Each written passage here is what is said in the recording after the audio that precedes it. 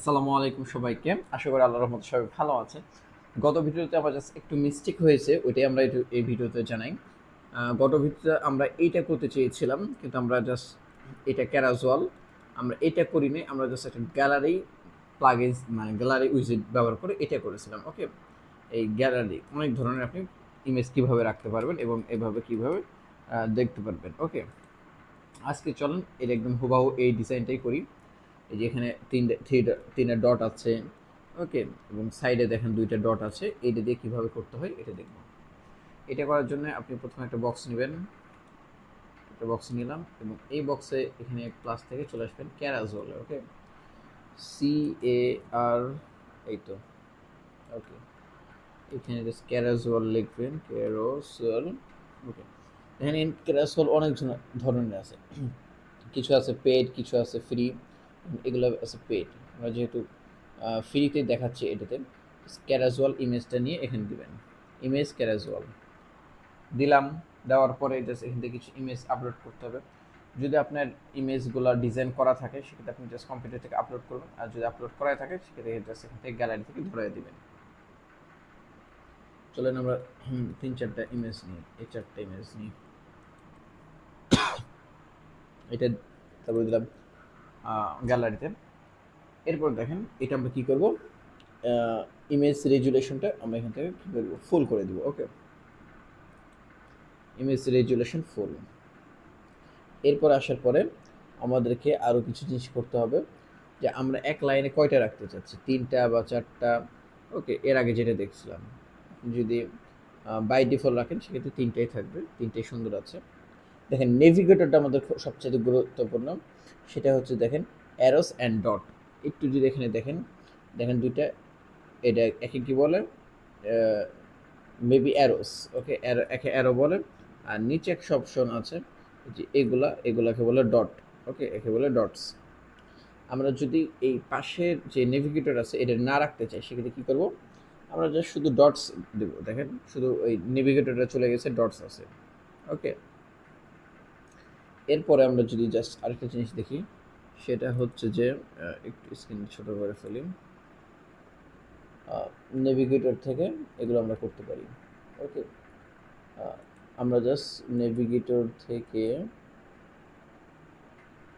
Advance navigator, এই অ্যাডভান্সে আসার পর একটা জিনিস দেখতে পারি। দেখেন অটো প্লে, যদি অটো প্লেটা অফ করে দিই তাহলে একা একা যাবেন, আপনাকে এভাবে টেনে টেনে নিয়ে যেতে হবে। অটো প্লেটা আমরা যদি চলে সেক্ষেত্রে তার যদি অটো প্লে চালু করি সেক্ষেত্রে দেখেন একা একাই যেতে থাকবে। ওকে, দেখেন একা একাই যেতে থাকবে, আমরা না যেতে চাই মানে ক্লিক করলেও। আর আপনি ধরেন ডট বা এই অ্যারোস বন্ধ করতে চাচ্ছেন, সেটা কিভাবে করবেন, এই নেভিগেটরে আসবেন। আসার পরে ধরেন এখানে অ্যাডভান্সে আসি। অ্যাডভান্সে দেখালে এটা আরও ভালো বুঝতে সুবিধা হবে।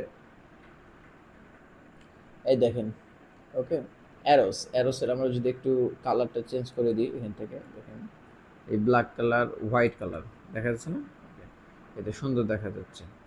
আমরা এইভাবে এখন ডিজাইনগুলো করব। ওকে, আমরা যদি এটা বন্ধ করতে চাই সেক্ষেত্রে বন্ধ করতে পারি।